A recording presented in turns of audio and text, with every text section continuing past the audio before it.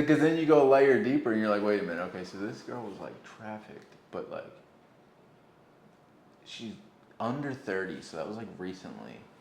She's really successful. Oh wait, and her fucking parents were somehow involved. Like, Yeah. it was just all so much, and I guess it's just like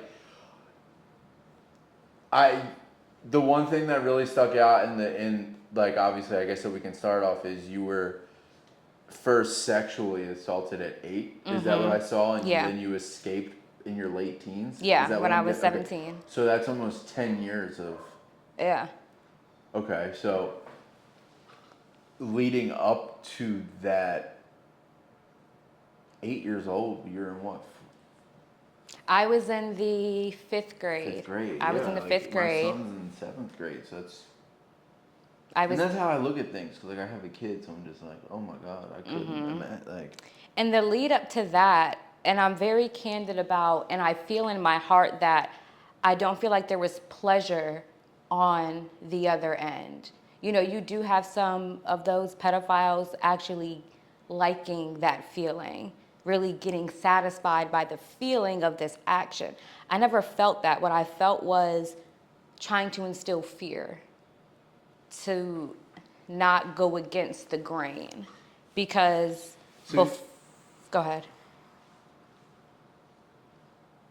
it's for me to wrap my as a dad, for me to wrap my head around that's how instilling fear into a child would go is just that's a whole other that's a whole other box to open. Yeah. But I guess leading up to that, like I grew up in the 90s with you know the stereotypical Italian mom who used a wooden spoon or everything in between, and there was definitely, not to you know put my mom out there, and it's interesting. I you know I have a weird relationship with my mom now, but she like I don't know if she doesn't real like if she ignores a lot of how she acted, like or what, but the physical aspect I don't want to say I can relate to, but like a lot of people in that time period of us growing up where that was before the time period of if you saw someone get drugged by their ear in a parking lot, you weren't calling someone. No, absolutely. And Like, I grew up in the South, yeah, in the oh era yeah, of dude, especially switches. down Like, go there. get your own switch. Yeah. Like, you are a part of this. You're going Yeah. to remember. So, and you know, I'm not a parent, but I do believe that there is some form of discipline that needs to happen. Sometimes a kid doesn't need to get popped in the mouth. Right. Sometimes needs to get popped in the chest a little bit. You know what I mean? Not to an abusive extent. Of course, you have stages of gentle parenting that you should do first, but I work with kids in this city. I've been working with kids in Philadelphia for a while now. So I could imagine if you're a good parent who is really trying to instill the opposite of what the city is trying to instill in this youth. Right. Oh, I could see a good parent really being like, no, this is not going to happen. I'm not going to have my kid either in jail or dead. So guess what? If I got to ring you up real fast to let you know that I'm not playing, Right.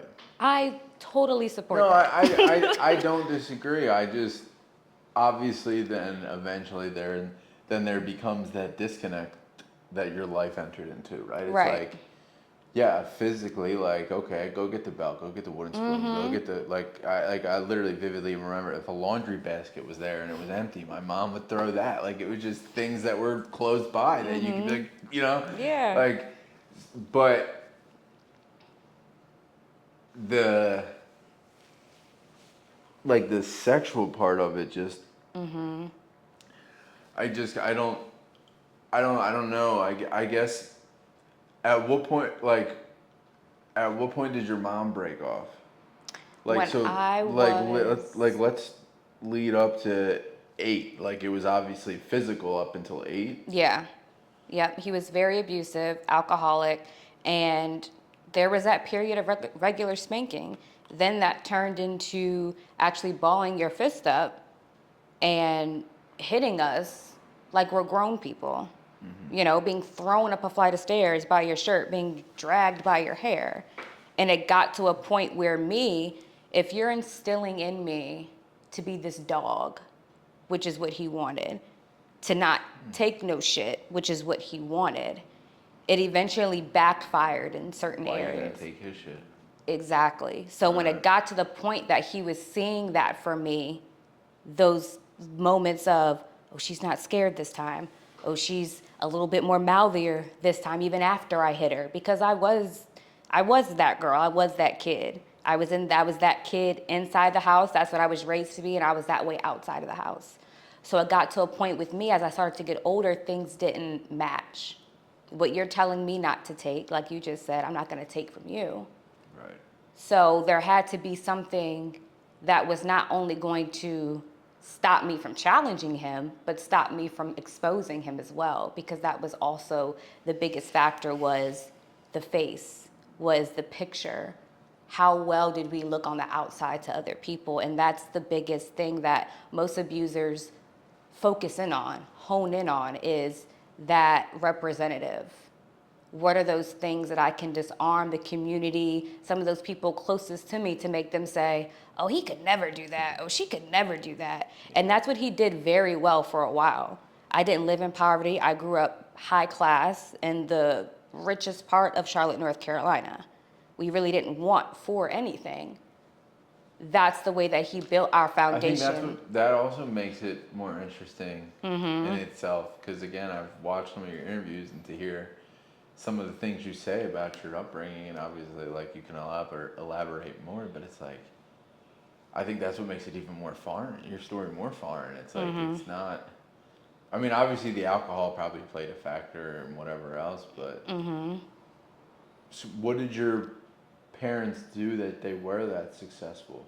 So from what I saw up until I was about 9 or 10 years old, was my mom working in corporate, Transamerica, Continental Tire, in the top offices. And I saw my dad owning a barbershop when I was a kid, and then working in warehouses, so being supervisors. So both of them having nice paying jobs. And then my dad being in entrepreneurship, having one barbershop. I can remember seeing as a kid, maybe about 5 or 6 years old, seeing pictures of me and my brother in pajamas in his barbershop, playing with other kids in the back room. This is what I saw in the Carolinas in the early 2000s. That was very unheard of.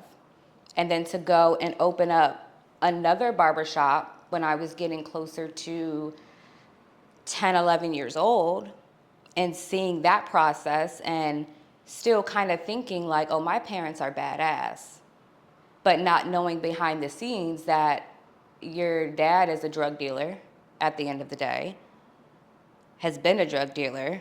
This is his profession, was his profession, and wanted it to be his profession.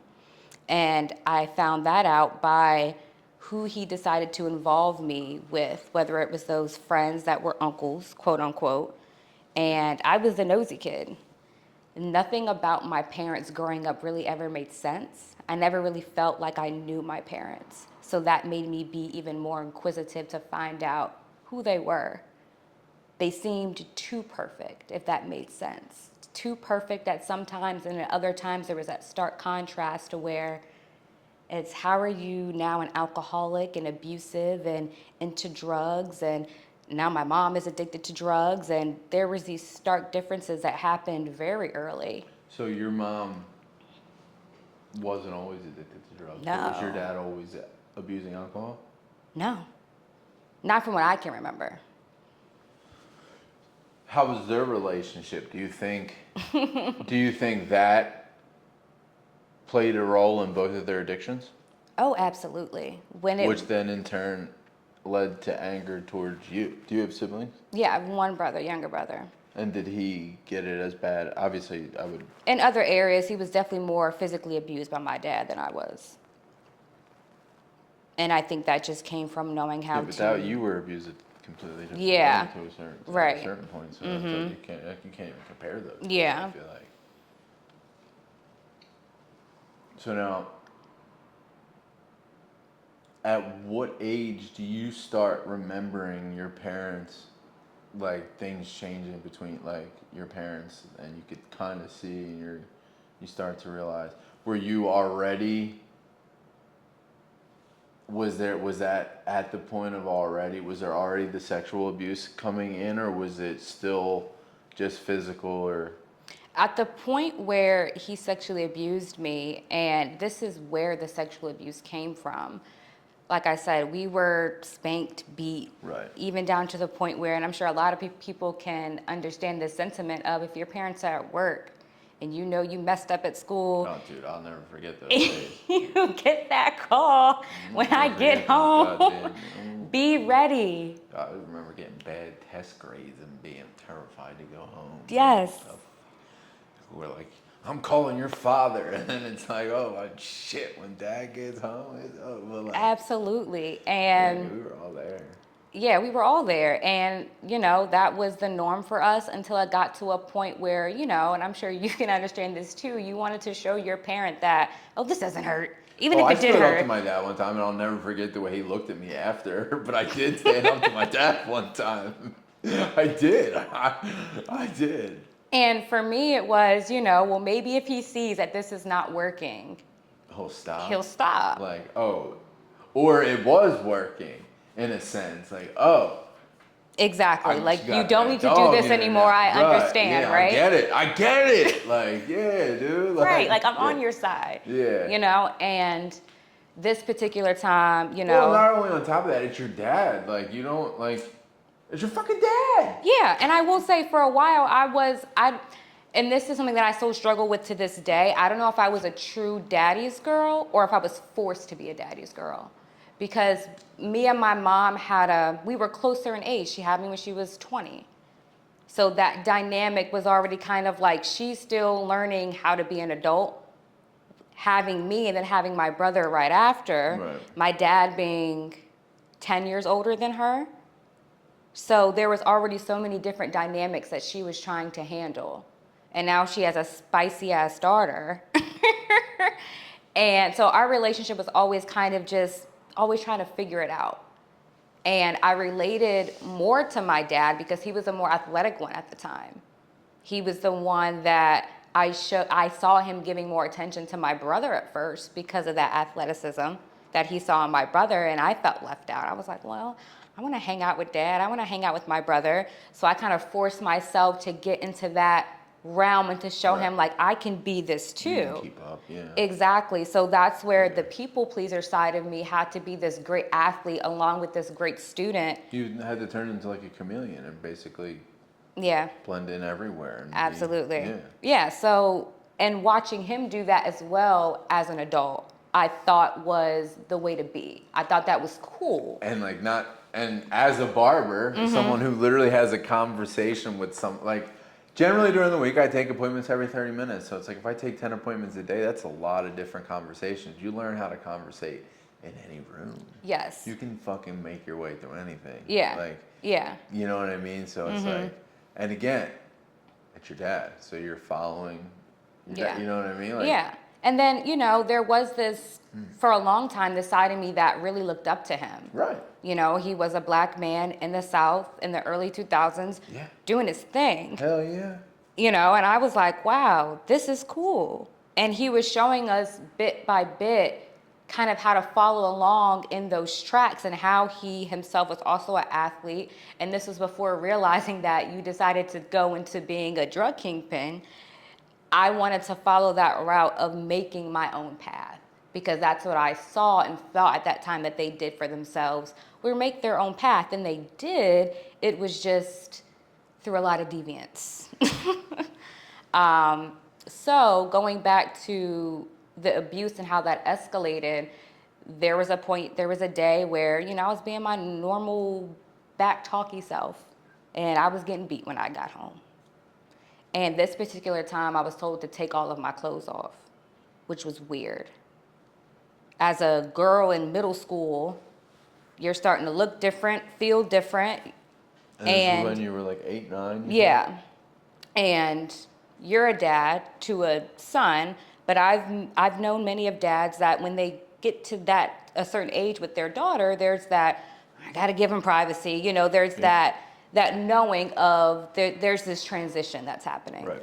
So what made me kind of be like, this is off, is you're not uncomfortable by seeing your naked daughter that's developing, even if this is in a sense of you're disciplining me.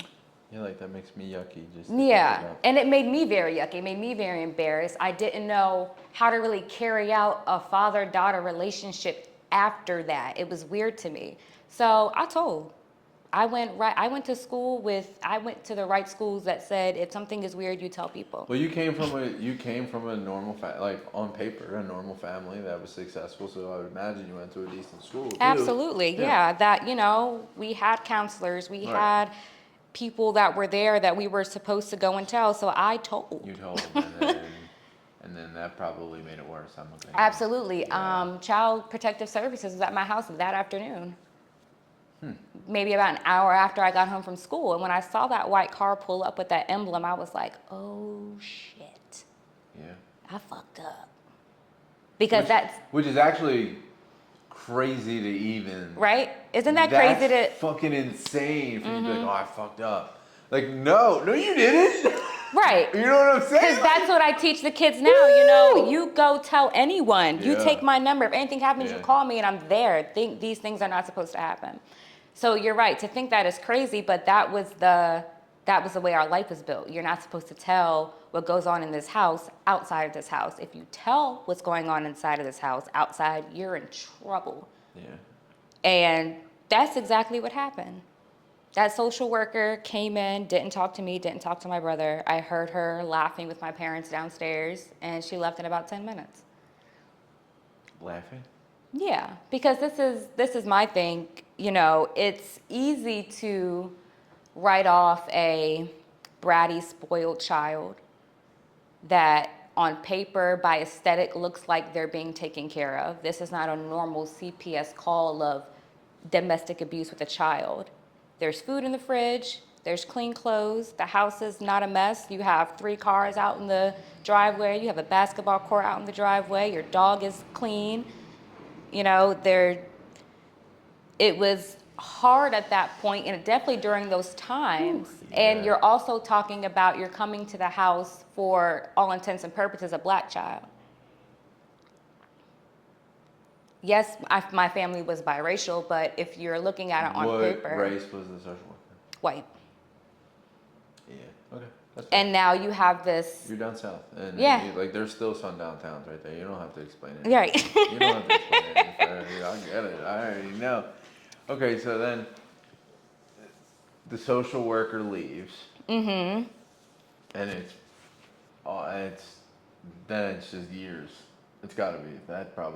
That sets it off for the next couple of years, right? For up until I leave. That day, that night, that evening was the first time I was sexually assaulted, and was told that this is what would happen if I ever did anything like that again. Now, have we all seen the barbaric movies where men will do that to other men to put them in their place, to emasculate them? Absolutely. So if you were to break down the archetypes and stereotypes of these people, and for a second just strip the emotion and the sickness and the yuckiness of it, you can understand how this happens and how it filters into the black and brown communities and how it can be overlooked by white counterparts because we're not thinking that this could happen. We see things like this on movies and on TVs where we're supposed to stand up for this. We're supposed to be above this type of stuff, So luckily, that piece of evidence, which was my report, is what made a case against my father be able to start as far as being able to go back and tell police, more than 20 years later what happened. This is why. So that is why I decided, after coming to Philly, after going to college, realizing after college, kind of navigating what I wanted to do, I went to school for criminal justice. Mm-hmm. And I went to school for criminal justice for my own personal mission that no one knew of yet, which was to hopefully one day defend women, children, families who go through these situations for someone like me who's had that lived-in experience. but also seeing being able to, intern, being able to take part in some of these organizations, these legal organizations, things are still even overlooked. And for me, I said, I can have way more impact and reach the kids who I'm really trying to reach, who need to be reached, me, myself. I don't need to be an attorney. I don't need to be a lawyer. I don't need to be a police officer.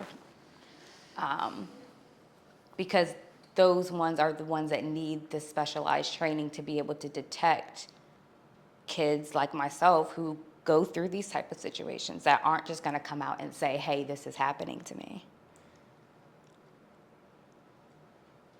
Right. So to piggyback off of saying this is happening to me, what did you do next? So Like, after realizing that this was... like how, like, do you remember, like, were you in your room? Like, Yeah. were you up in your room and he came upstairs Yeah. like a normal parent would? Like, and Yep. And, while this was going on, not to get into too many details or to get too graphic, but while this was going on, threatening if I were to do anything, that things would worsen. you can say whatever. I don't know. I mean, we're here. Like, that's True. But whatever yeah, makes no. you comfortable. I don't. Yeah, but while I was being assaulted, trying to fight back, him feeling me trying to fight back, being told, if you move again, I will snap your neck. I will kill you in here. Hearing things like that as a child, and then also seeing him be abusive. My mom I'm 5 feet, 118, 19 pounds. Right. My mom was like 5'2", 130, so not much bigger than me. My dad wasn't that big of a male either. He was 5'8", maybe, 180, 195, but a fighter, a boxer. Yeah. Seeing him throw my mom around like a rag doll, seeing him grab her by her neck, hoisting her up, headbutting her, like there was a lot that I saw from just him to her. And then what he would do to me and my brother, I knew at that point, there is no limits for you at this point. And the drinking got worse when I realized that, all those late night car trips and all of those times we were getting dropped off with random strangers were drug runs, and me and my brother being left as liabilities in case anything were to happen. It's a lot that we saw and a lot that I put together in my mind but couldn't speak about because I was developing my strategy. I knew me trying to fight him back, knowing I was fighting him back, wasn't going to work. It was me going along with the plan until I had enough leverage to leave. So what escalated as far as the abuse was when my mom finally left. She got addicted to pain pills due to the abuse of my dad, which I honestly can't blame her for. I can blame her for... Now, I don't know. It might matter, it might not. But was your mom? Because there is a thing of spousal rape. So it was like your mom being abused as well. So she told me that years later. Do you have a relationship with your mom right now? Not right now. We tried. I tried multiple times to have a relationship with her, and she's caught in a cycle of self-destruction and not feeling like she's worth a better life, or thinking that the life that she has been dealt is what she is up against every day. Yeah, that's a rough hamster wheel to be running. It is, and I'm about to be 30 next year, and there are a lot of things that I had to start putting into perspective. So that relationship with her is something that I wanted to at least attempt to say that I tried in a different space. Right. I remember the time. Where is she right now? Is she down south still? Child, you know better than me. Right, okay, so that's a good answer. Okay. So, from 8 to 17, so now you're creating this master escape. And in the meantime, your mom's become, what age, how old were you when your mom left? 13. So When she finally left. And then that would put you in 8th grade. Yep, and that was the summer going into my 9th grade year. I Right. was still in Charlotte, North Carolina, in Ballantyne specifically. And my mom said, I'm going to the store, I'll be right back. Well, that's a class. That's one of those. She pulled That's when one of those real like movies. But if you were to see my I'm gonna mom, go get some milk or go get some cigarettes. So she that really does happen. That's not just oh in the baby, it movie. happens. It happens. She said, I'm gonna go to the store just to stop. Oh man, it's actually crazy because it was your mom. It wasn't even your dad that left. Went to And the she's store. not even black. Bruh. Dude, you are literally just an oxymoron of a life. Like your whole life is just Oh my gosh, listen. Knock on wood, nobody steals my story to make this some type of docu-series or docudrama. Just let me be a part of it. I'm gonna say that now. Let me just help y'all make it so I was it's about to say, accurate. Why don't we just make it? I mean, I'm down. Because at this point, him and I talk about it all the time. I would. Because That would be something I'd be really interested my in husband, doing. I will say, when I met him, and we can talk about this. Yeah, I want to. There's like a whole timeline I have. But because- even him himself, he's like, yo, I'm not gonna lie to you. Like a lot of the things that you told me, I thought you were bullshitting. And I'm like, I can't be mad at you for that. That's why I didn't say anything. That's why I didn't say anything to anyone. I was Yeah. like, no one is gonna believe this. So you're going like we'll just obviously 7th, 8th grade were what they were. So we'll fast forward to high school. You're an athlete. So she leaves, we have to move. Because my mom was a breadwinner at the end of the day. On paper, went to work every day, had the great jobs. I, at that point in time, just knew how to shuffle money around to where we could sustain, right? And when she left, that was like everything crumbling. Now, guess who was next in line to try and take care of everything? Yeah. Right. So we had to move to Florence, South Carolina, which was like right outside of Myrtle Yeah. Beach. And that is where things got worse. I was, for all intents and purposes, prostituted in a brothel with my dad's friends who were supposed to be my uncles. Right. And that for me was the introduction of how sex work can happen with kids and how prostitution can lead to a life of destruction when it wasn't even your decision. So all right, so now who was running all this? My uncle. So this is how this went down. We were in Lancaster, South Carolina, and this was like a family friend house that we had been going to for years. Just like a normal house. Just a Normal someone's normal house. And it got to a point where it was just me and my dad going down there, father-daughter days. That's what he used to call them. Were there any other daughters there or just you? Just me. But it was our time, father-daughter day, weekend.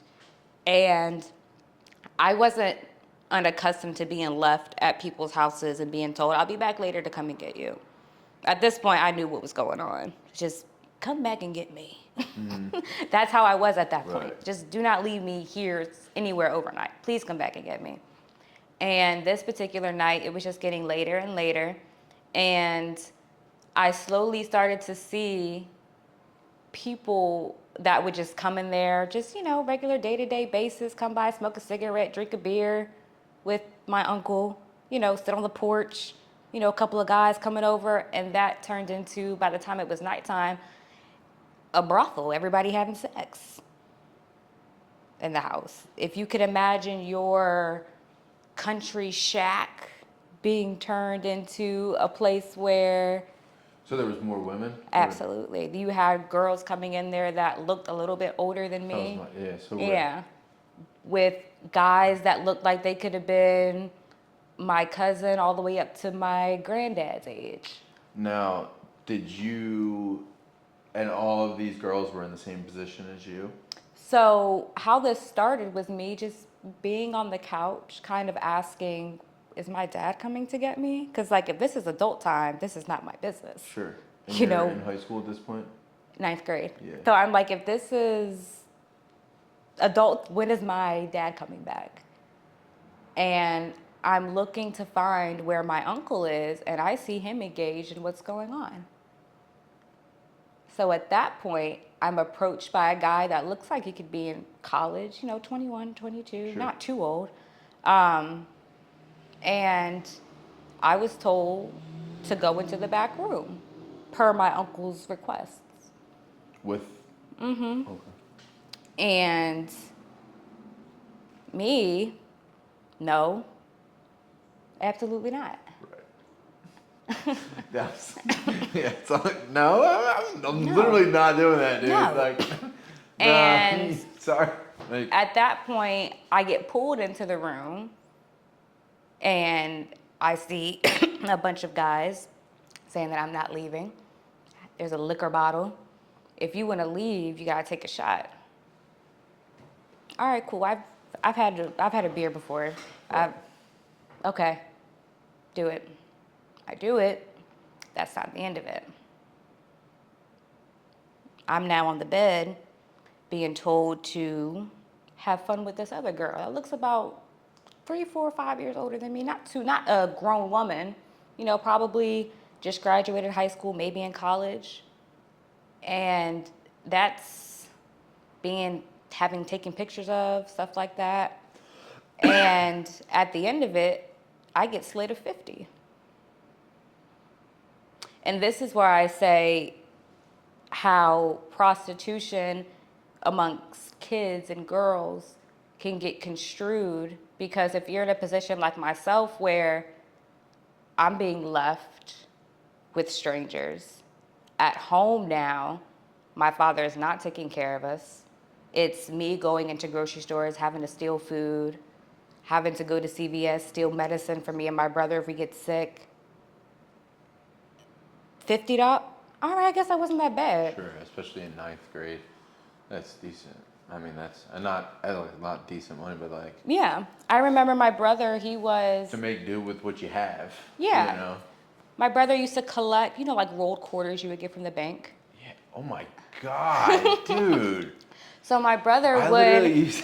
collect those. He would collect, and all of them would be filled with and he would put them in Nike shoe boxes. Damn, you fucked me up with that one. Yeah, he used to collect them, and he would be like, I'm saving these, And he Good would old save and days. wouldn't touch them. And I knew it was bad when we came home and my mom stole all the shoe boxes. Yeah.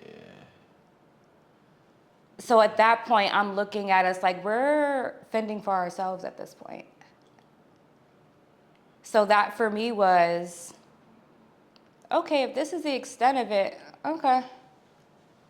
All right. And also at that time, I said, I feel like he's testing me. I feel like he's testing me to see what my threshold is, what I say, what I do. And always remembering that at the end of the day, he controls this.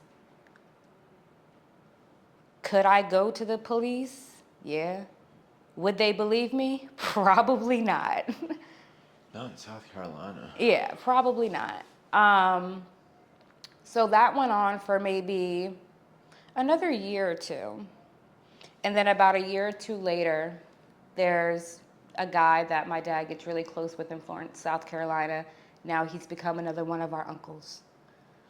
I was babysitting his kids during the summer. His wife was a nurse. He was running a paper route and worked during the day. So he needed somebody to watch his kids. And I would watch his kids, and nothing inappropriate would happen. At this point in time, I was a junior in high school,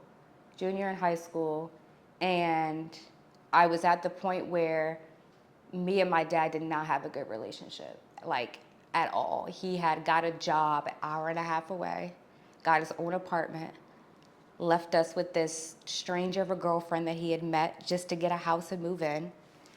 So me and my brother were left with her Monday through Friday. He would come home on the weekends. And that was the dynamic.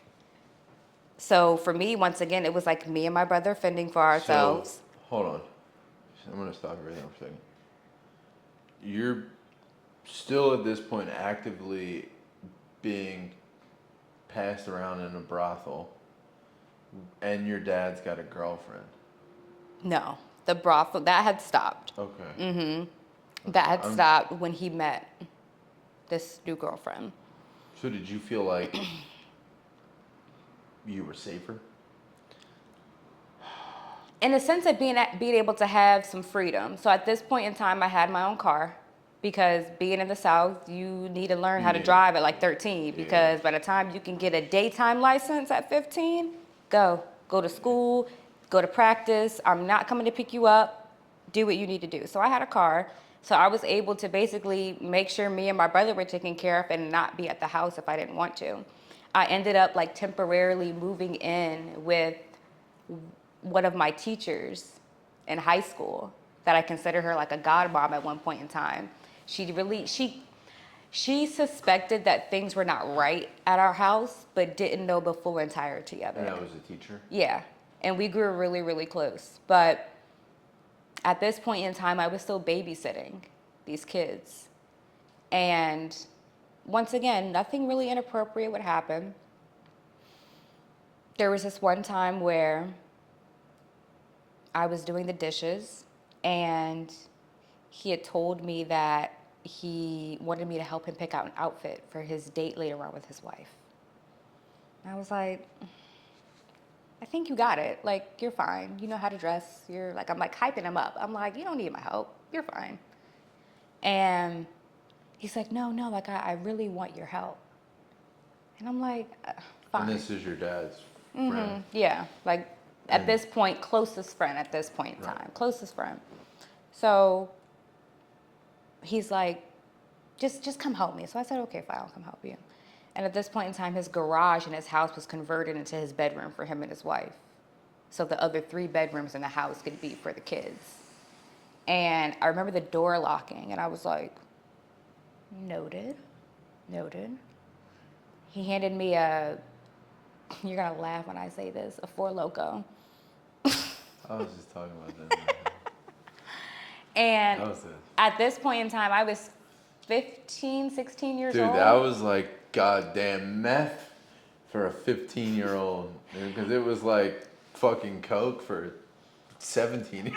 Listen, and I was that girl in high school where it's like I experimented with, beers and like the Mike's Hard lemonades. Four Loko, that was a different thing. Yeah, those were different. Those were different. And I was at this point where I was just appeasing, just getting through. That was me at that. When it came to a man, I was just always appeasing to not have anything escalate. Did you ever, so you're in high school at this point, right? So did you ever attempt to have like a boyfriend in high school, or did you not even know how to because you had so much like? Let's talk about that. So to answer your question, I didn't attempt. I got a lot of attention in high school. I was forced by my dad to look like I was on the cover of Jet magazine when I went to school every day. So I feel like people from the South really, my ex-wife, her family was from the South. She's from the South. Her mom's from Mississippi. Ooh. And like everything is like the way, like you gotta like dress like you're on a magazine cover, or like for like white people from the South, it looks like you're wearing a picnic tablecloth on your. I was just about to say I wasn't dressing like the Southern Belle with the thick white headband and the plaid dress. It literally looks like a tablecloth on your goddamn. That wasn't me. I was going to school with like the tight baby fat jeans on, with the high heel boots on up to my knee, with the fur coat, Louis Vuitton clutch, face full of makeup. That's how I was going to school at 16 years old. That's how I would walk to go to walk in grocery stores and be approached by men. And I know a lot of dads that when they see the attention of a grown man, especially with an underage daughter, that energy turns, it's not friendly. It's very much, that's my daughter, she's underage, stop it. He used to compliment it. He used to love it. He used to be like, yeah, that's my daughter. There's this, so going back to, the dating and that whole thought. I mean, like you're dating is hard to begin with. Like being a teen is hard. You're going through body changes. You generally don't like yourself. You struggle. Yeah. So let me lay the land for you. At this point, I had been involved with 30 to 40 men. And they were all Older. in their We're 30s going to and say 40s? 21 and up at this Okay, point, and yeah. I'm 15, 16 years old. The amount of attention that I would get made me uncomfortable. That bro tom girl dynamic is something that I always strived for. I had that for maybe about a year and then it was gone.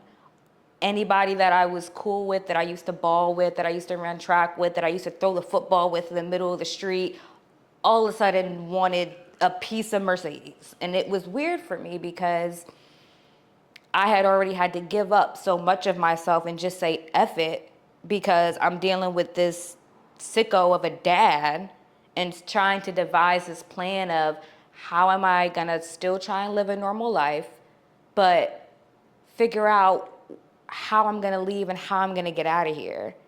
So dating for me was always told to me that it would never happen because, one, no one could be like him. That's what was told to me. And two, no one could handle me. So nobody would be able to treat me like him, and two, no one would be able to handle me. That's what was told to me.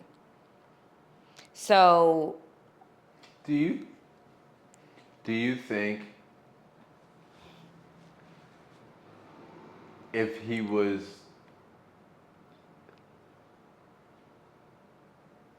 it makes you wonder, like if he was successful and like not an alcoholic, like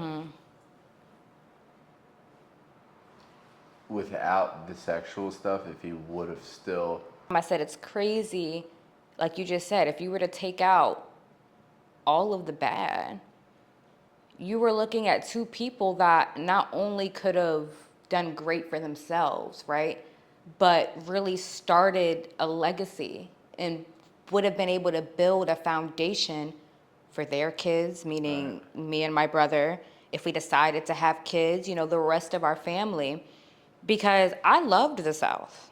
Sure. I did not really, if it were up to me and everything, I would have stayed. Sure. It just, I knew if I would have stayed, it would have been a repetitive cycle of just my trauma in real life form. So let's go back. We're at the point where I'm at my uncle's house, right? In Florence, South Carolina. And as this door is locking behind me and he's telling me to drink this Four Loko, I'm like, all right, we'll drink this Four Loko. I'll help you pick out this outfit.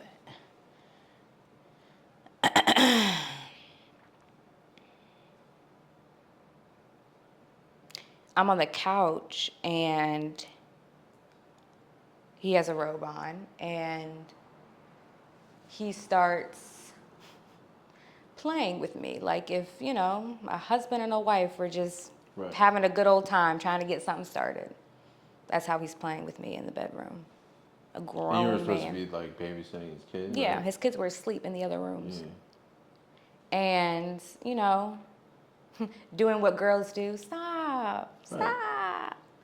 Because once again, this is a grown man. Now, yes, I'm in high school. Yes, I'm playing sports. Yes, I'm lifting weights. Yes, I'm strong. But this is a grown-ass man at the end of the day. Yeah. So I play it off, and I play it off until I can't play it off anymore. And he's doing what he wants to do.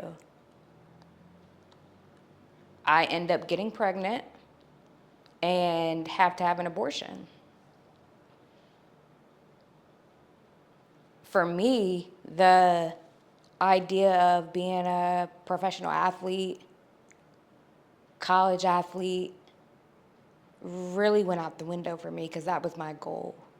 I was probably in like my peak of starting to get noticed by colleges, and this is for sports. I had the academic scholarships in the bag, but what I wanted to do was turn something that I did for someone that didn't appreciate it, that still decided to abuse me, and turn it into something good. So if I could go to college and play ball and run track, at least I was able to do something with my skills and my hard work and my work ethic, and he not have anything to do with it at that point because I'm on my own. And when that happened, I went through it by myself. I didn't tell anybody. I still tried to go to practice afterwards and play games. Did you tell him? Hell no. And at that point, what was that process like for you? Did they have a pill yet for the I had a botched abortion. So you had you said a botch? And when I say botched, meaning like it was in a makeshift house, like in the country, in the sticks. Well, I was eventually gonna get there because Yeah. And what? Okay, so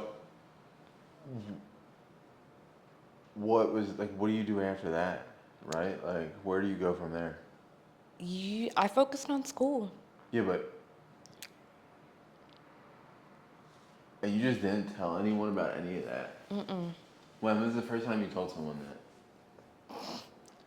When was the first time I told somebody that? Like, who was, do you remember who the first person? You have to remember who the first person you told. I think it might have been him, my husband. I think that might have been the first person I told. Yeah. When did you guys meet? Yeah, 2016. And I think it was like everything about me was like little breadcrumbs. Like, I think I had said something like, it's crazy because I could have a 9-year-old kid right now. I think I said something like that, right? Like something we were just talking about something, and he was like, "Wait, what?" And I was like, "Yeah, remember that guy that I told you about?" And he was the first person that I decided to go after as far as prosecuting him. What? Okay, so so that happened to you in what, 9th, 10th grade? No, I was, 10th going into 11th grade, this summer. So you still had 11th and 12th grade. Yeah. So now what are you doing for 11th and 12th? Like, is all of this abuse still going on between, like, are you still babysitting this guy's kid? So at that point. Like, how did you get out of that duty? Like, how did you get out of his? Because if that was your dad's closest friend, how do you get out of that one? So we moved. We had moved back to Charlotte. Him and the girlfriend had broke up. She had a good job opportunity. She was a teacher, and she got a good job opportunity, South Carolina State University, like Orangeburg. So about hour and 45 minutes. And at this point, she already had the job and had commuting every day. She wasn't the nicest person, but I will say she was a hustler. Like, she was a doctor in education. Like, she was not a nice woman, but as far as like being stable and like doing what she needed to do, she went to church. She was an AKA. Like, she was doing good she was doing well for herself. Were you guys a church family? So while my mom was still in the picture, we did go to church, and so you had an image to uphold. Absolutely. The entire time. Even after the abuse, we were still going to church. I should have brought that up earlier, but. And it was so weird for me because I was just telling my husband this the other day. I used to almost be excited for church because I was like, maybe this will be the Sunday that y'all decide to be like, oh, we're the way that we are living is not right. That's deep. Right? Because I needed something to believe in. So like for me, it was insane. It was hopeful. Literally insane. Yeah. Because you're surrounded around other people that are. It's actually even more insane because this morning I was telling my son because I grew up in a Catholic household, and we used to have to like get dressed to go to church on Sundays, and I used to fucking hate going to church. And here you are, you're like same age as I was, like. Oh, I used to love going to church because I thought this shit was gonna end. Meanwhile, I got this fucking semi-normalized life. Like I fucking hate this shit. Like, bro, what is wrong with me? Nothing. I needed something to believe in. No, that is definitely crazy. And it's like, I will say the faith in God is what I really is not what I'm. Well, you know, church people really aren't good people. Right, but this is but I know it's gonna That's sound something crazy. I learned as an adult, that any organized religion is generally just bad. But Right. but that's another conversation. Right, but the part of church that I grasped onto is that usually the people that go through the toughest of storms are the ones that come out on the other end. Sure. And I heard that across many different pastors, many different churches. And whether it's right, wrong, whether you believe it or not, that stuck with me. And that was enough for me to know that, okay. And karma. I'm a big believer in karma. I'm not a voodoo queen, but I did grow up in an area where, yes, you have church, but you also acknowledge energies. And you also acknowledge the transfers of energy as well. So guess what? If you do something bad to me and I wasn't doing nothing to you, you're gonna catch it. It's crazy. My son, actually, so like a little brief thing.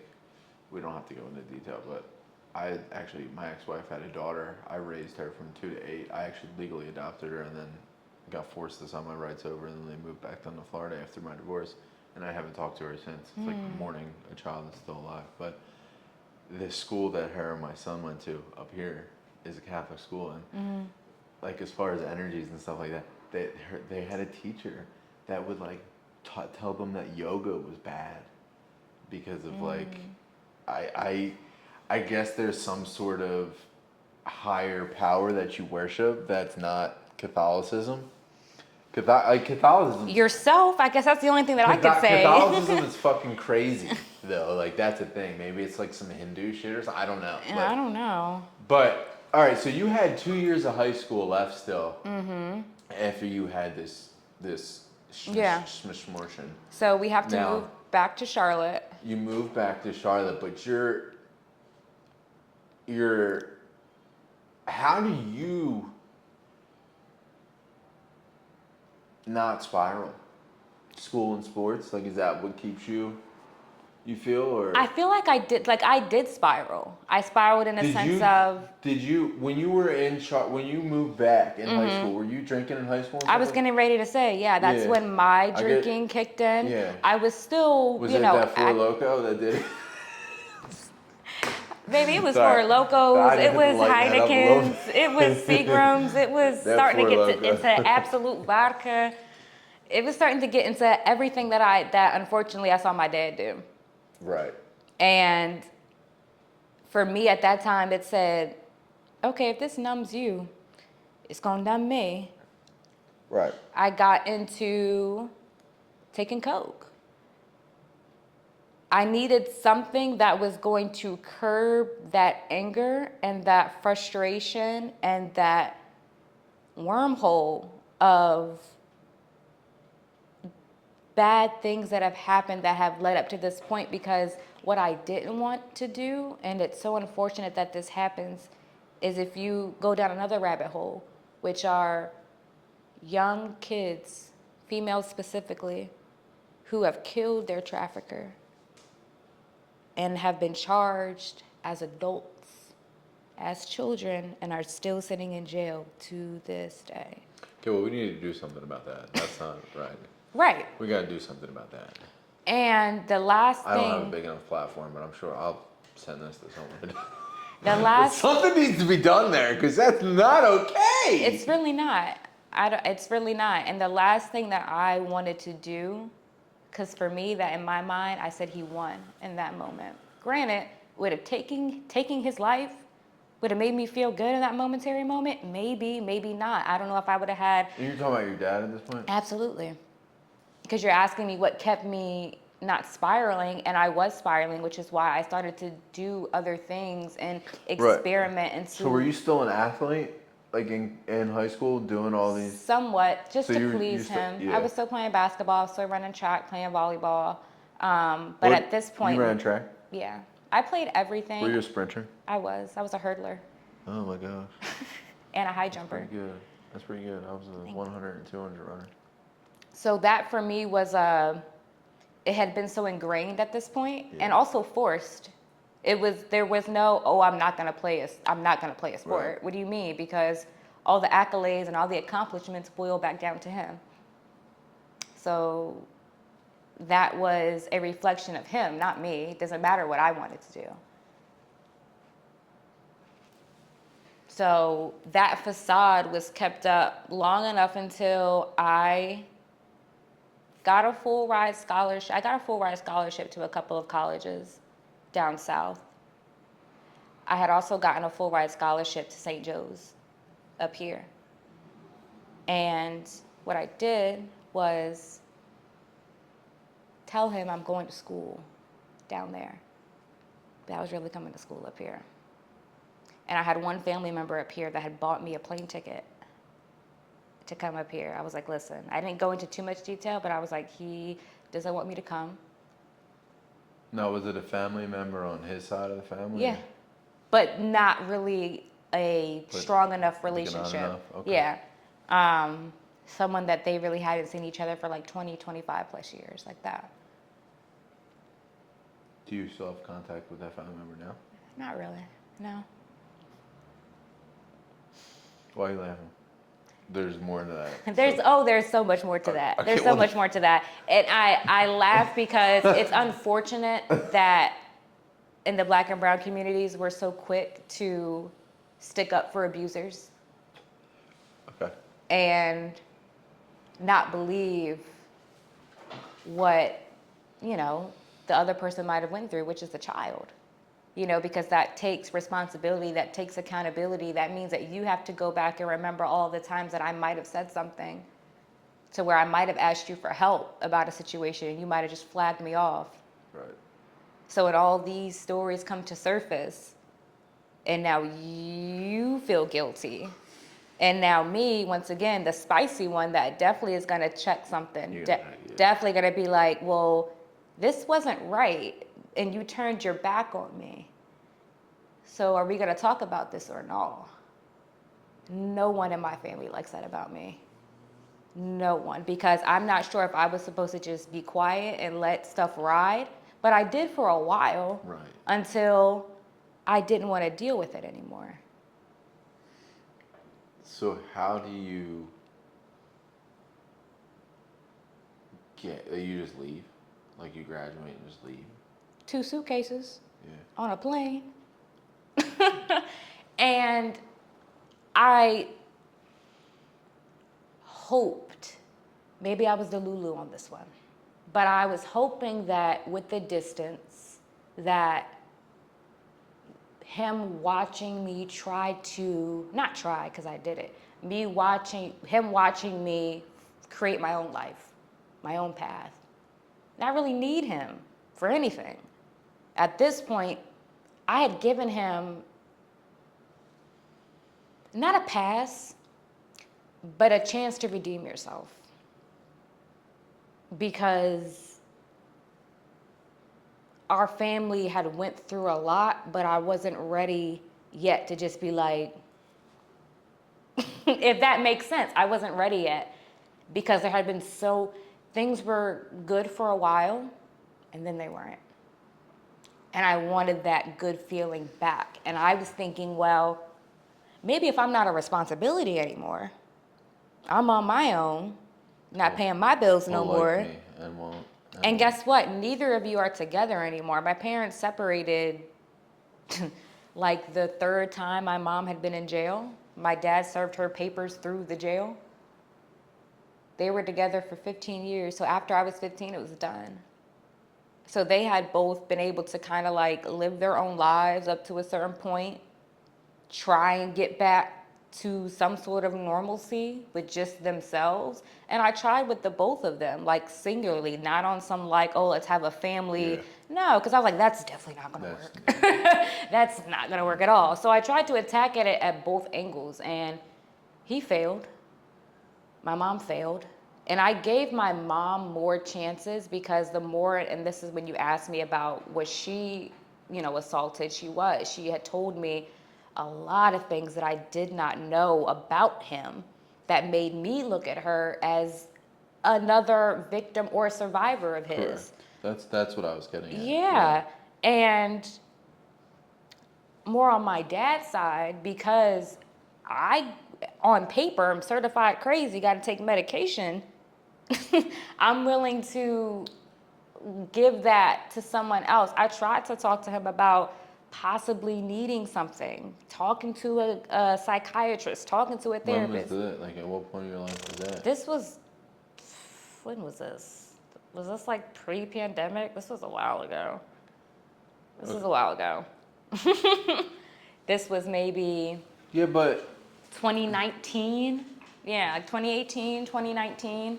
Yeah, and also during this point in time, my news interviews are starting to circulate at this point. So that's what I was going to ask. Okay, so where's your dad right now? Homeless.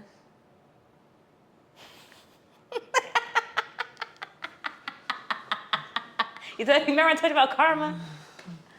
Karma something. That's why I don't get too mad sometimes. That is going to be your most craziest clip of all time.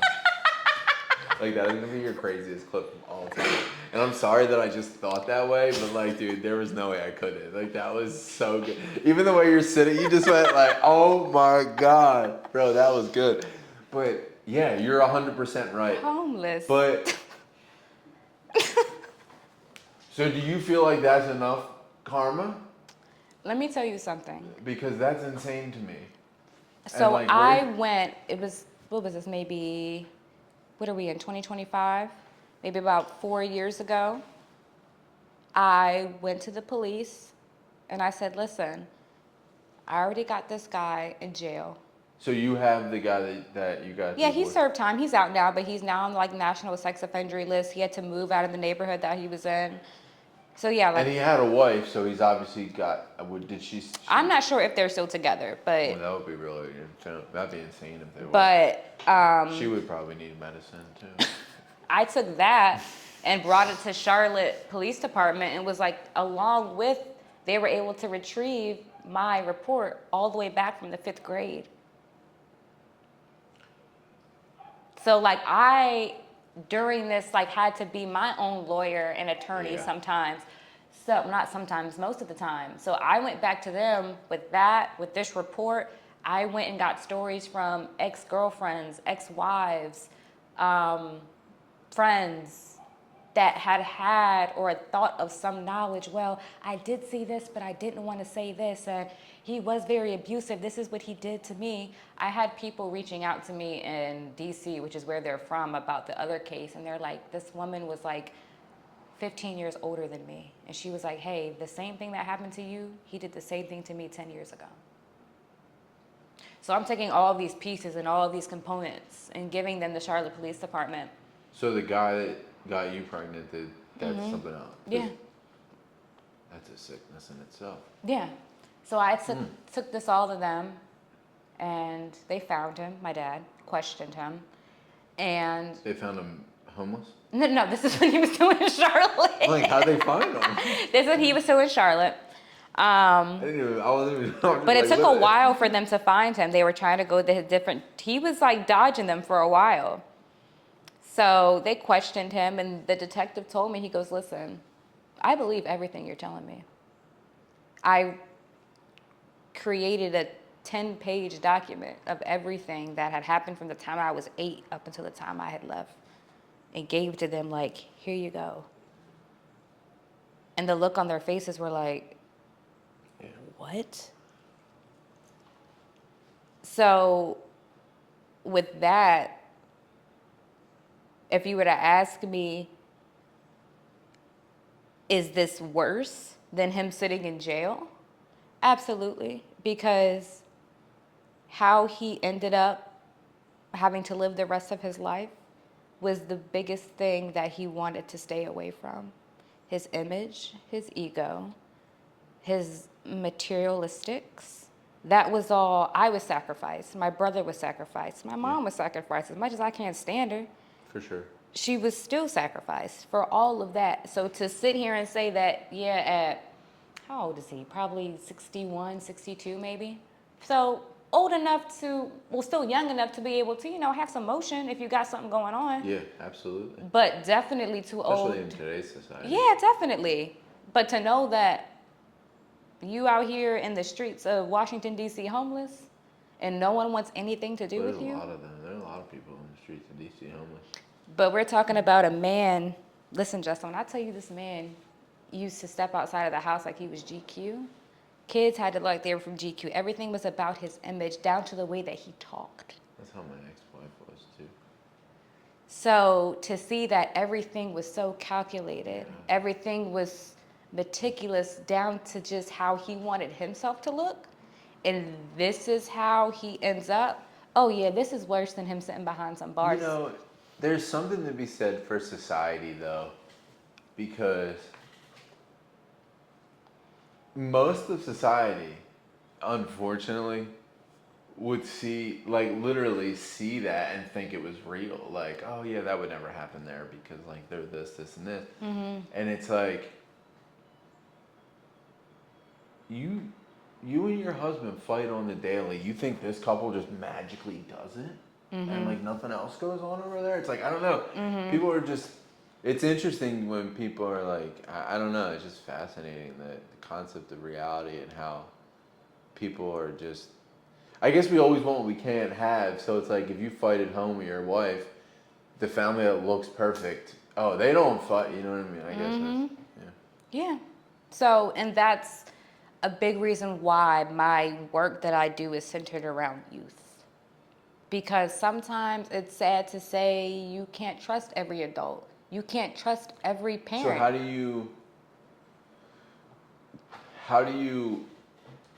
what do you do for the youth in regards to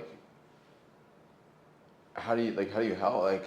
I guess there's warning signs and stuff, but there's warning provide signs. safe spaces. What do you do? Absolutely. And then what can people do? Just for people, if people watch this, I don't know, people don't watch my shit yet, but people do watch your stuff. I know.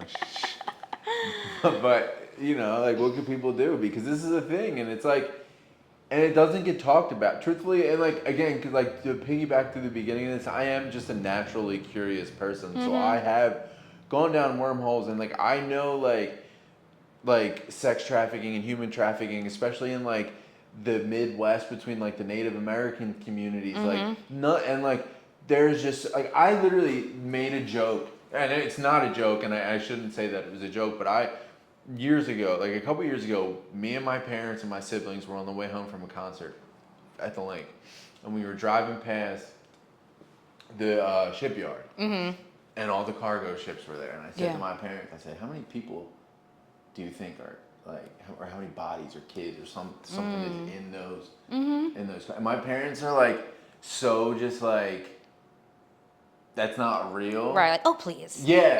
They played it off, and I'm like, no, that shit really fucking happened. But that's how, again, that's, it just, this stuff does, but I guess because it happens at the highest levels. There you go.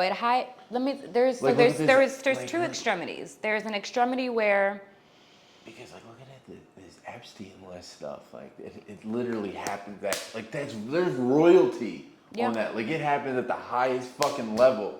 And that's one extreme to where you have so much money to where you can control what you want.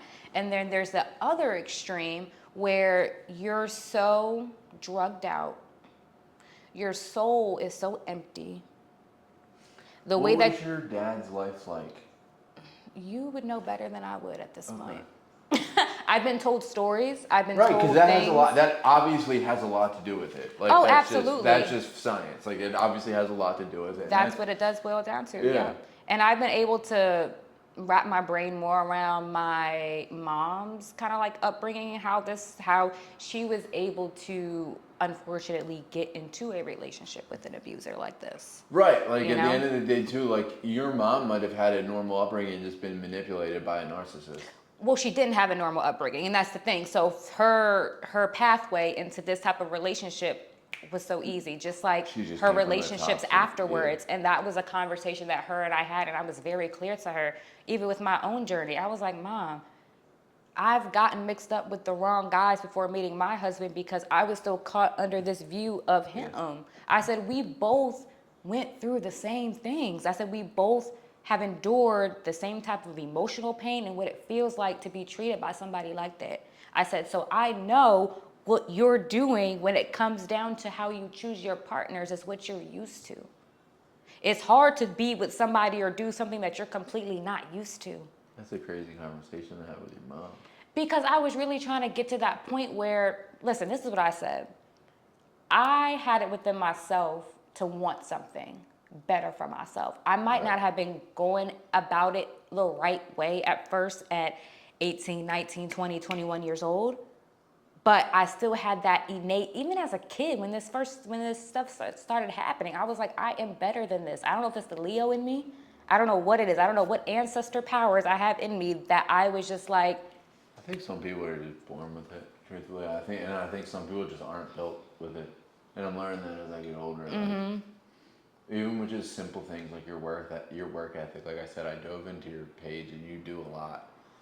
And like, that is a lot to be said for like just what you have in you. You know what I mean? Like there's a lot of people that'll have these ideas and they say they want to do all these things, but like you actually like, oh, I gotta wait for this thing to come in, or I gotta wait for this has to get right before. No, it's like no, you just gotta go do it. And some people aren't like they don't have that in them. Yeah. And I don't know, man. Like maybe it is a Leo.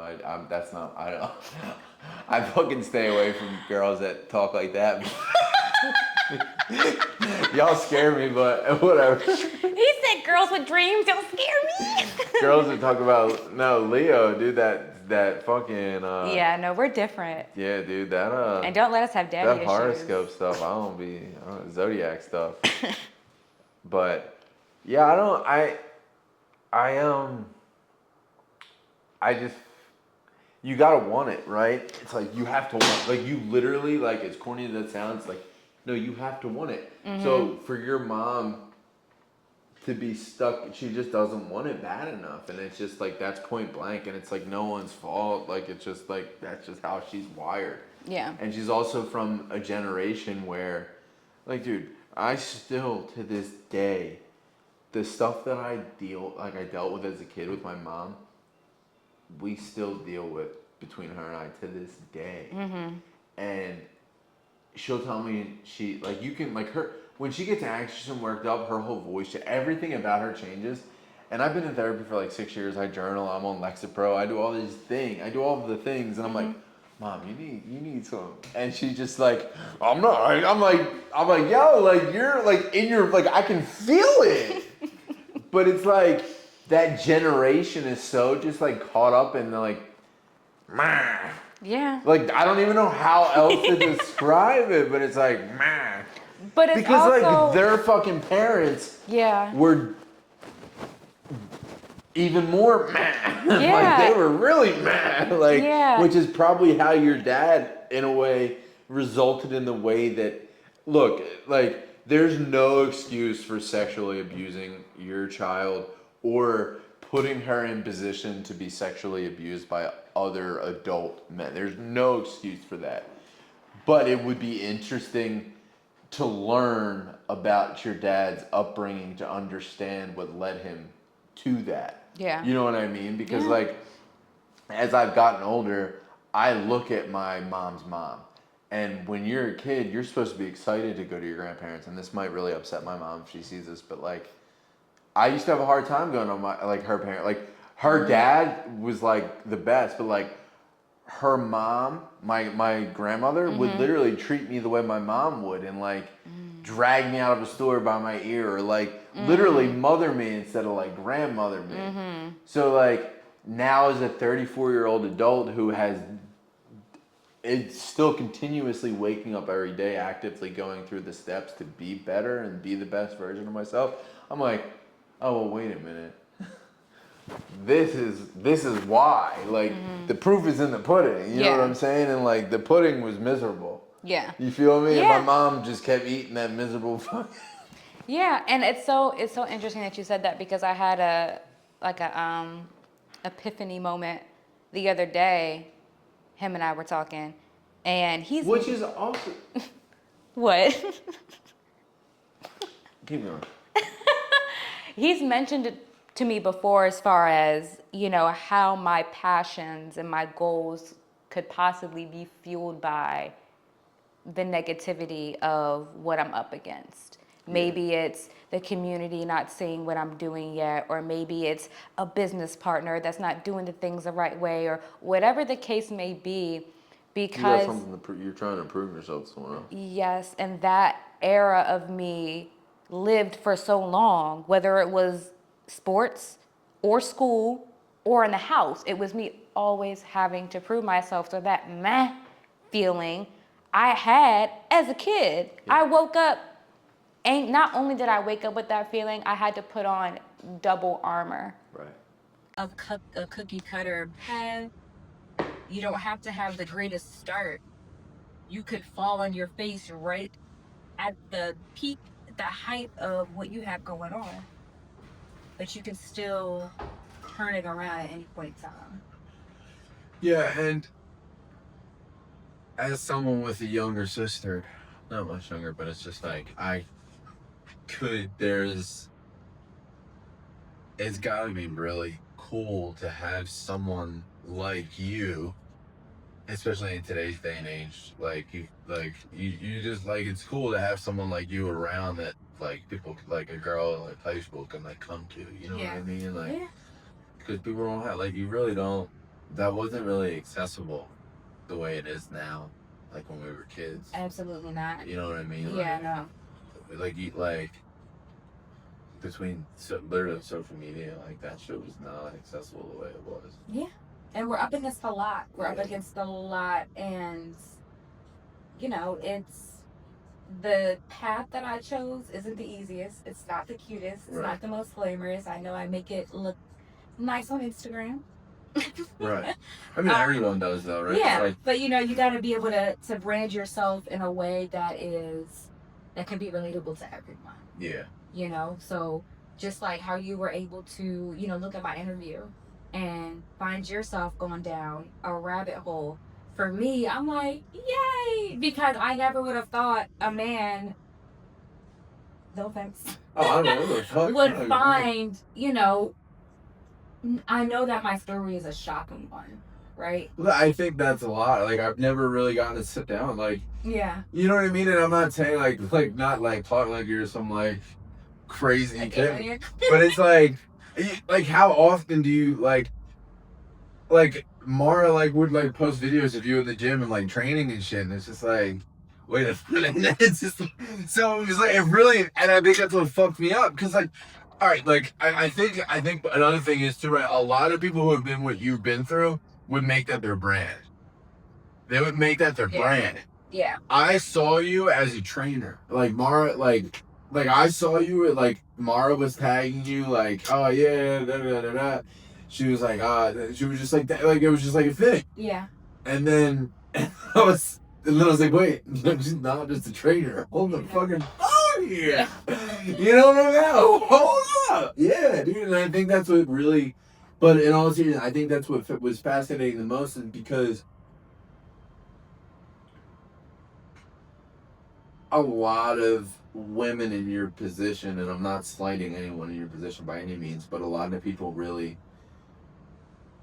maybe this might sound very insensitive, but a lot of people, for lack of a better term, milk stuff like that, and really try to like wring that towel dry, like, unfortunately. Well, listen, I went through that as well, and like I said, it wasn't A to B jump. Correct. Like, you're looking at like maybe like R version of me, right? If Z is the N, you're gonna be R. I'm literally just doing the alphabet, you know. Yeah, but like there was that point for me where maybe I wasn't getting the mental health support that I needed, or maybe my husband wasn't giving me the out that I was looking for with this situation because I was wrong, and he's really pushing me because he wants me to be better, really wants me to break this cycle that I have going on. And here I go milking the fact that, oh, I was, my dad assaulted me and my dad was treating me like his wife, and I never had a normal childhood. And then I was prostituted with 40 men, and then I got pregnant, and then I had to have an abortion, and I gave up my dreams. Maybe a sad story. Listen, and it got to the point where it's like, do I want to trauma duck and trauma trump everyone that I come in contact with? Bro, I was about to say, then you gotta really, like, if you make it that your brand, yeah, if manifesting is a real thing, who knows what the future will bring if you're living in that cycle again. Absolutely, yeah. So negatively. Yeah, definitely. Seriously. And I don't know how people will take that comment, but seriously, dude, like, if you continue to talk that life and continue to relive that, if you believe in manifestation and like you're just rewriting your same future. Right. You gotta be eventually. Yeah. Because there's a space where you need to be grounded and healed of some sort to be able to carry on to that next version of yourself. And that's what I realized. If one, I want to live a different life, and also if this is the work that I want to do, because could you imagine, after what I've gone through, now hearing a 13, 14, 15-year-old girl right over in West Philly telling me that she's going through the same thing at home? And then what do you do in that situation? Well, at that point, I gotta put into action as far as, do we know who these people are? What is her? Does that happen right now to you often? Yeah. Oh, that's something we should probably talk about for a little bit. Because that's right here. We can have like part 2, 3, 4, 5 of these combos, because like these are important. I would actually be down to do another one. Because we've been going for like an hour and a half already, I think. That's my fault. I don't know. No, I'm not bad. I'm like locked in. Like, trust me, you have my full undivided attention. But now you got like, because that is like a whole other. That's like a whole other conversation, because it's like, bro, that's home. Yeah. Like, that's right here. Yeah. My sister's a public school teacher. My dad's a public school teacher. Like, who the fuck knows what like these kids are at? Like, they go home, or you know what I'm saying? Like, yeah. If they do have a home to go to, yeah. So it's here. It's real. Unfortunately, I will tell you that it's not just me doing this work in the city. I know that like at this point, I feel like I've been like. And I'm not mad about it, because this is what I wanted. I did not want to be the poster child of child abuse or child sex trafficking, but what I did want to do is be the poster child for someone that turned her life around after a crazy trauma. So there are organizations, individuals that out there that do this work as well. You probably don't see them as much as you do me, just because of how much I tell my story, where I tell my story to. But I don't do this by myself. There are other organizations outside of Pennsylvania that I do this work with in other parts of the country.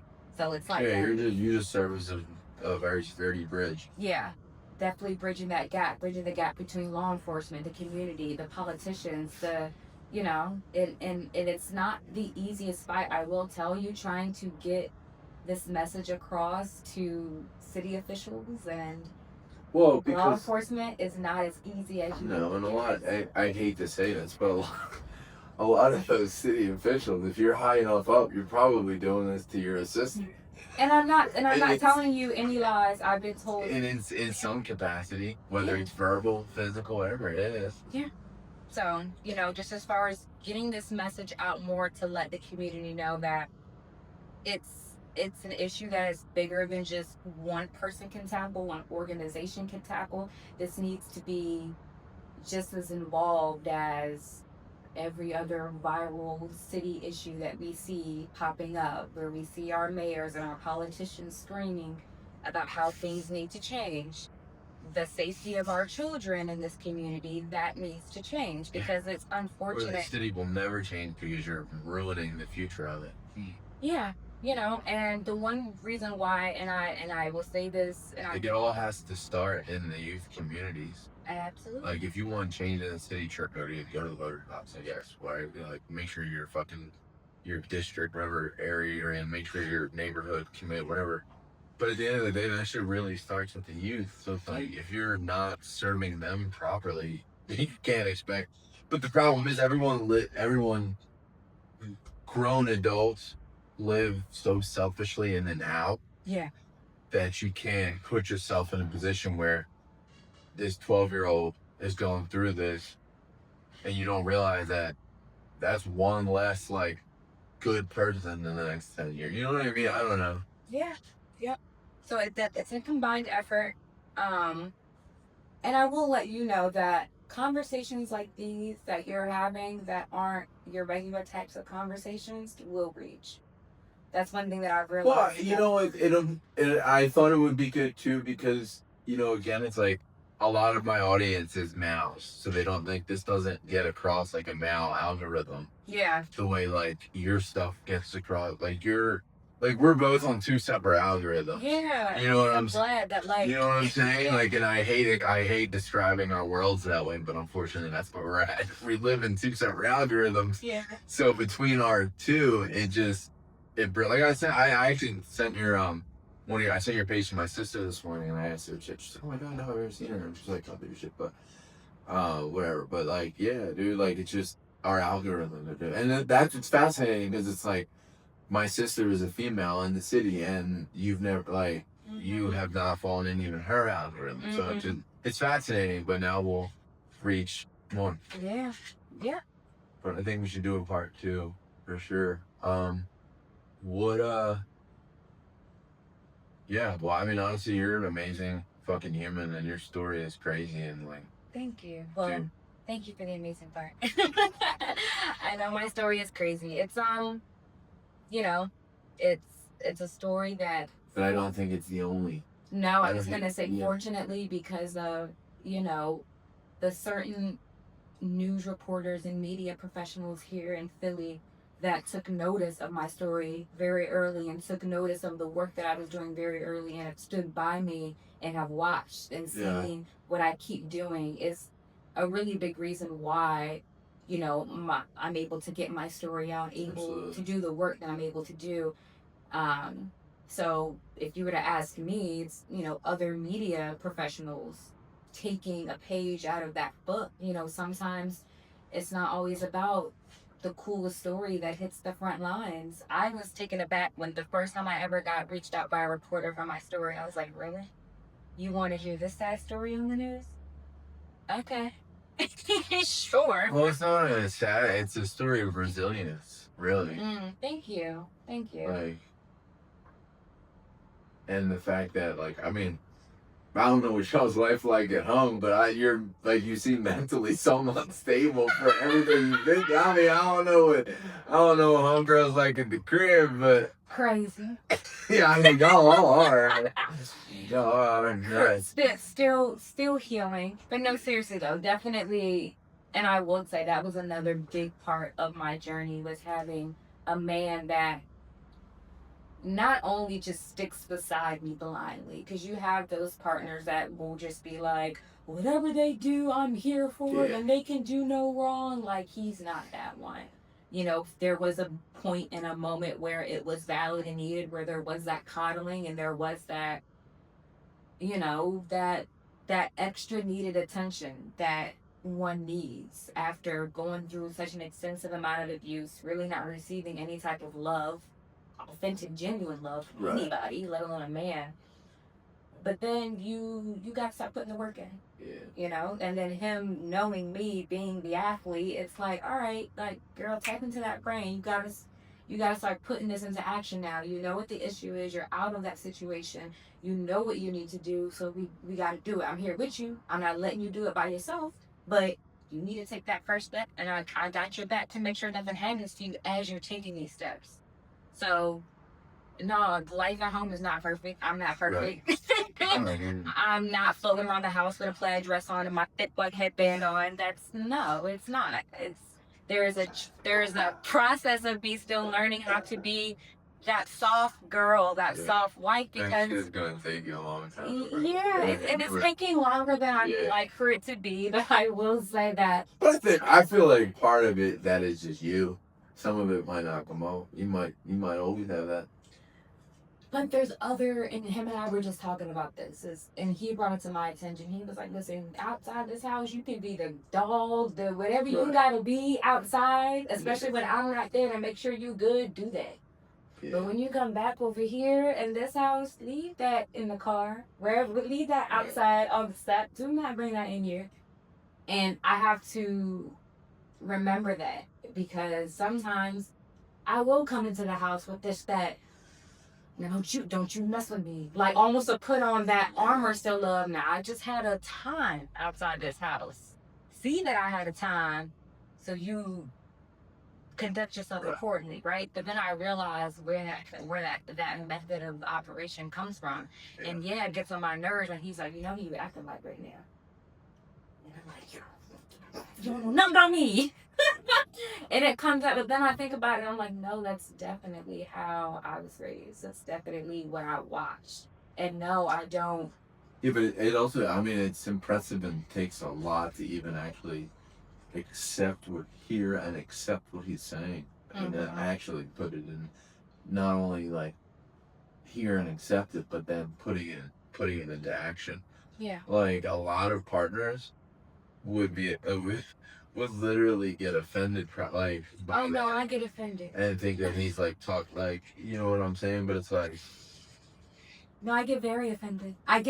There have been times where like him just mentioning my mom or my dad has sent me through the roof. She seems to do as hell. Like, dude, do not talk about people that you have not had in like that same history with. Right. It was I looked at it as almost a disrespect to use something against me. That's how I was looking at it. But it's a fact. Like, who else, and he has to bring this to my attention, who else did I learn from? Where was the other foundation for where you learned this from? So when you think at it like that, yeah, we all have our own brains. We all have our own choices. But in those moments where you're just acting and not thinking, that's because you've been doing this for a while. You've been seeing this. You know how to execute it, even if it is bad. Even if you don't know you're hurting someone. There's been times where I'm like, yo, that was not my intent by doing that. And he's like, I understand that. But because you have watched this, because it has just been embedded, you're doing it. And yes, that still does get on my nerves. Yeah. But there's always been that want for me to be in a healthy relationship, to be in a marriage, even though for a while I didn't think anybody would want to be with me, just based off of, you're a guy, you guys have guy talk. I didn't hear guys talk about how shorty's been ran through. That, and granted, situations are different. I didn't choose this for my life, but it's still a fact. I remember the first person that I told about my father was my ex before him in college. And when I tell you, I scared that man so bad. Like the way I might as well have just sucked the soul out of him. And yeah, I mean, that's definitely, if you come from like a normal, that's a really, and still to fucking swallow, bro. Yeah, and thankfully, and the crazy thing was, thankfully I was with someone that was, I guess, not hip enough, but on point enough to know when things don't add up. Like, how you were just sitting here telling me in the beginning, yo, certain things you're telling me, my ex's dad. I didn't have to really say too much for him to be like, yo, I'm really not trying to offend you, and if I'm wrong about this, I'm so sorry. But la da da da da, and I'd be like, chill. He got me. Like, he really got me. So there was a point where I couldn't hide it anymore. The double life that I was trying to live, the corporate girl, nothing's ever happened to me, I'm just normal. was, That would be an insane way to live out the rest of your life. yeah, and I was doing it for a while, you know, and then I got, the universe just pushed me, whether it was jobs, finding out about, you know, the work that I do and seeing me on the news and being like, you don't need to be working here. Or just the fact that I keep fighting a negative trait of mine because it's just easy to fall into. It's the same thing. It's like after a while, the universe will push you into a point where you can't do anything but go forward and go against the grain. So that is also what my brain is about. And he laughs all the time. He's like, yo, you're always trying to do something out the box. You're always trying to go against the grain. Yeah, that's my brain. Why not? At this point, after everything that I've survived, endured, why not go against the grain of my businesses? When everyone else is trying to go with it anyway.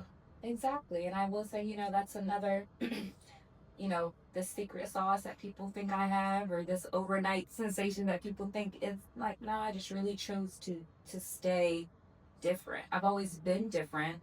And I just chose to implement that into the way that I serve my communities, the way that I run my businesses.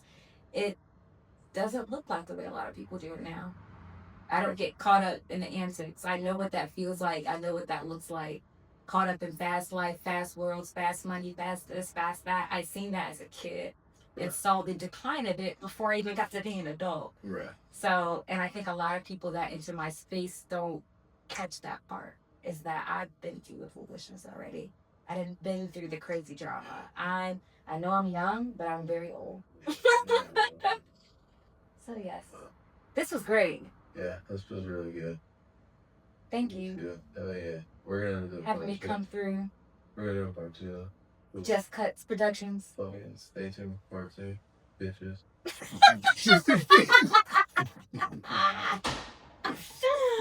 That was good. That was really good. That was good. You know what I don't